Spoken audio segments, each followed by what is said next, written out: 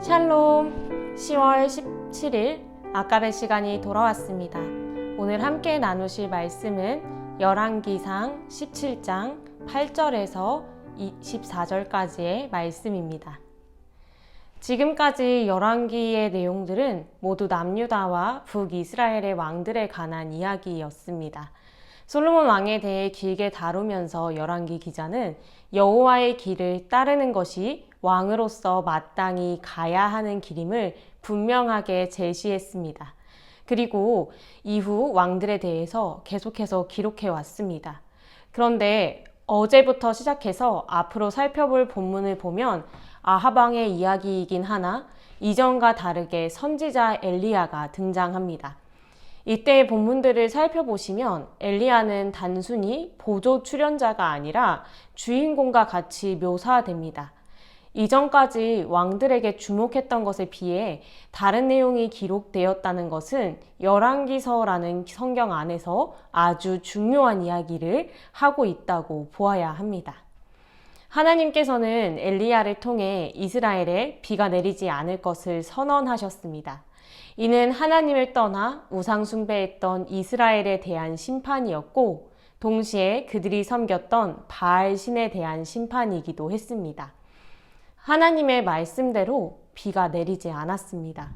이로 인한 가뭄이 얼마나 극심했던지 얼마 후에 그 시내가 마르니라 라고 기록하고 있습니다.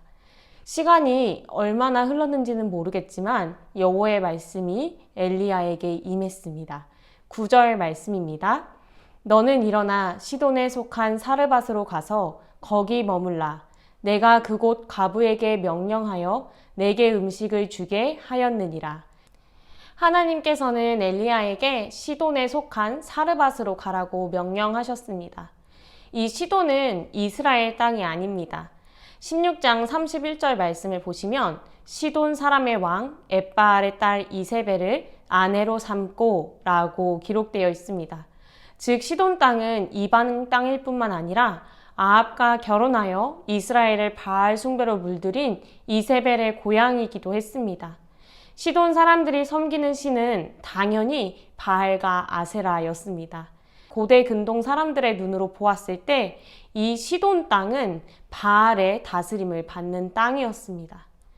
엘리야에게 임한 하나님의 말씀은 샬롬만이 아니었습니다. 하나님의 다스리심이 있고 하나님의 보호하심을 받는 약속의 땅에서 벗어나 적진 한 가운데로 들어가라는 말씀이었습니다.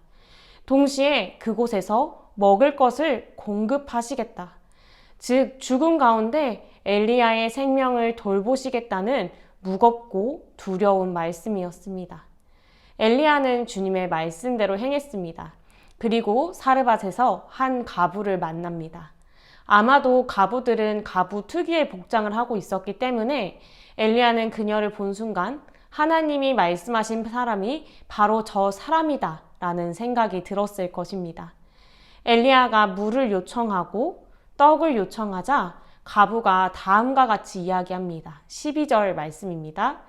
그가 이르되 당신의 하나님 여호와께서 살아계심을 두고 맹세하노니 나는 떡이 없고 다만 통에 가루 한 움큼과 병에 기름 조금뿐이라.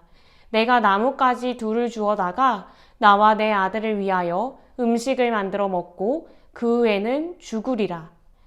가부의 답을 살펴보면 그녀에게는 먹을 것이 거의 떨어진 상태였고 절망적인 상황 속에서 마지막 식사를 한 후에 죽음을 결심했다는 것을 알 수 있습니다.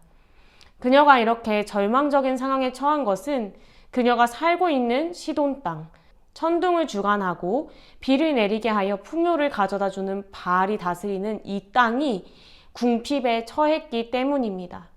17장 1절에 비를 내리지 아니하시겠다라는 하나님의 말씀이 이스라엘 땅을 넘어 바알이 다스리는 땅에서도 유효했다라는 것입니다. 지속된 가뭄으로 인해 가장 풍요로워야 할 땅조차 죽음의 그늘이 덮이기 시작한 것입니다. 엘리야는 두려워하지 말고 가서 나를 위하여 먹을 것을 만들어 가져오고 가부와 그녀의 아들을 위한 떡을 만들라고 이야기합니다.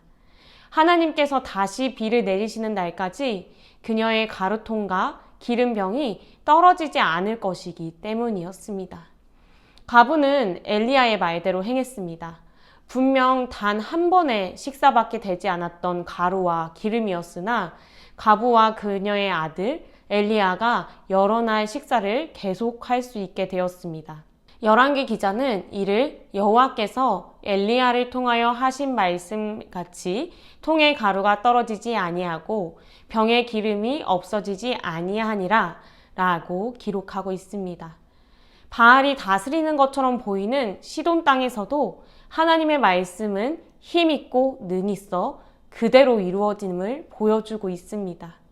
더불어 죽음의 그늘 속에서도 하나님께서 당신의 자녀들을 돌보고 계심을 우리는 목격하게 됩니다. 이어지는 말씀에는 가부의 하나밖에 없는 아들이 병들어 앓다가 숨이 끊어지게 됩니다. 이때 가부의 울부짖음을 주목해서 보시길 바랍니다. 18절 말씀입니다. 여인이 엘리야에게 이르되 하나님의 사람이여 당신이 나와 더불어 무슨 상관이 있기로 내 죄를 생각나게 하고 또 내 아들을 죽게 하려고 내게 오셨나이까. 아이가 병들어 앓다가 죽는 것, 너무 안타깝고 슬프고 가슴에 사무치는 일이지만 당시에는 충분히 일어날 수 있는 일이었습니다.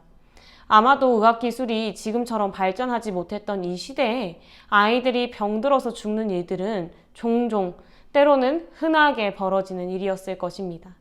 그런데 가부는 아들의 죽음을 단순히 운이 나빠서 어쩌다가 일어나는 일이라고 생각하지 않습니다. 당신이 나와 더불어 무슨 상관이 있기로 내 죄를 생각나게 하고 또 내 아들을 죽게 하려고 내게 오셨나이까?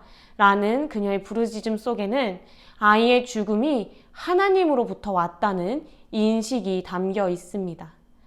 여인은 아이의 죽음이 하나님으로부터 온 것을 알았습니다. 그런데 이는 하나님이 죽음을 관장한다라는 인식은 아니었을 것입니다. 당시 이들은 바알 신뿐만이 아니라 죽음의 신 모트도 알고 있었습니다. 바알을 숭배하는 사람들은 바알이 주기적으로 죽음의 신 모트에게 복종한다고 믿었습니다. 그래서 비가 오지 않는 건기를 바알이 죽음의 신 모트에게 복종하는 기간이라고 인식했던 것입니다. 하나님의 심판으로 인해 가뭄이 시작된 것이지만 바알을 숭배하는 이들은 바알이 죽음의 신 모트에게 복종하는 기간이 길어지고 있다고 생각하고 간절히 바알의 소생을 기다렸을 것입니다. 가부 또한 하나님의 은혜로 일용할 양식들을 공급받았지만 아마 이후에 마주한 아이의 죽음을 보며 자신이 하나님을 의지했기에 죽음의 신 모트의 심판에 당해 아이가 죽은 것이 아닌가라는 생각을 했을 것입니다. 자신들이 섬기는 바알조차도 복종하는 죽음의 신의 역사 앞에서 모든 것이 이제 끝났다라는 절망이 찾아왔을 것입니다. 그런데 엘리야의 기도 이후에 다시 살아난 아이를 보면서 가부는 이 엘리야가 믿는 하나님이라는 신이 죽음의 신까지도 이기는 전능하고 위대하신 분, 정말로 살아 역사하시는 하나님이심을 깨달았던 것입니다. 그렇기에 24절의 말씀과 같이 고백하는 것입니다. 여인이 엘리야에게 이르되 내가 이제야 당신은 하나님의 사람이요 당신의 입에 있는 여호와의 말씀이 진실한 줄 아노라 하니라. 바알 숭배의 근거지인 이방 땅 사르밧에서 일어난 이 일들을 통해 공통적으로 들리는 메시지가 있습니다. 바로 여호와만이 참 하나님이시다라는 것입니다. 하나님께서는 바알이 다스리는 땅, 하나님의 손길이 미치지 않을 것 같은 땅으로 엘리야를 보내시고 그곳에서 일용할 양식을 주셨고 죽은 아이를 살리셨습니다. 마치 사무엘상 5장에 블레셋의 다곤 신전에 하나님의 언약궤가 놓였을 때 다곤이 언약궤 앞에 엎드리게 하신 것처럼 이방 신들의 무능함을 드러내시고 오직 주님만이 만왕의 왕이심을 보여주신 것입니다.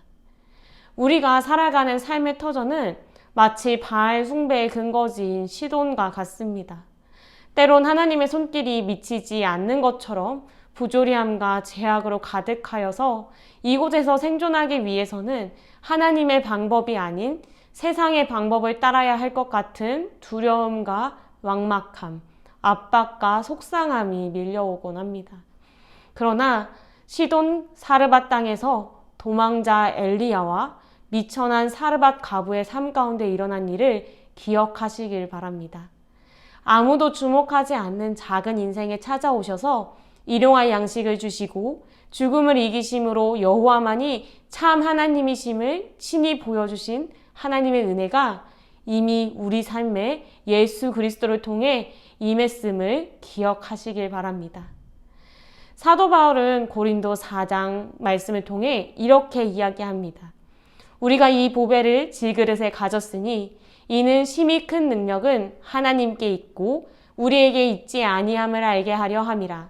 우리가 사방으로 우겨쌈을 당하여도 쌓이지 아니하며 답답한 일을 당하여도 낙심하지 아니하며 박해를 받아도 버림받지 아니하며 거꾸러뜨림을 당하여도 망하지 아니하고 우리가 항상 예수의 죽음을 몸에 짊어짐은 예수의 생명이 또한 우리 몸에 나타나게 하려 함이라. 우리 살아있는 자가 항상 예수를 위하여 죽음에 넘겨짐은 예수의 생명이 또한 우리 죽을 유체에 나타나게 하려 함이라. 그런즉 사망은 우리 안에서 역사하고 생명은 너희 안에서 역사하느니라. 아멘.